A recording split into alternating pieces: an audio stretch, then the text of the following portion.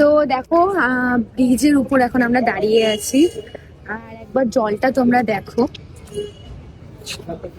জলটা এখন দেখে কিন্তু মনে হচ্ছে না যে খুব বেশি স্রোত, কিন্তু এখন কি জল ছাড়ছে? গেট এখন খোলা। তো একটা গেটই খোলা, হয়তো এর জন্য স্রোতটা বোঝা যাচ্ছে না। কিন্তু দেখো এখান থেকে একদমই বোঝা যাচ্ছে না কিন্তু স্রোতটা, কিন্তু একবার যদি এখানে কেউ পড়ে যায় তার কিন্তু অবস্থা একদম শেষ।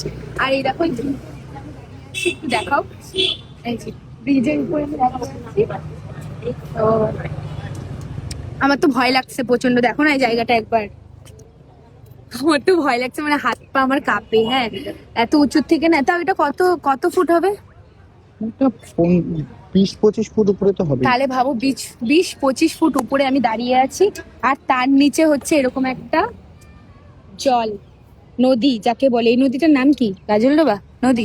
গাজল বা ক্যালেন, এটা নদী না। গাজলডোবা ক্যানেল। তো আমার তো ভয় লাগছে। তো চলো, তারপর তো বাকিটা তোমাদের সাথে শেয়ার করবোই, পড়লে তো একদম শেষ, তাড়াতাড়ি করে ভাগি ভাই এখান থেকে। চলো চলো।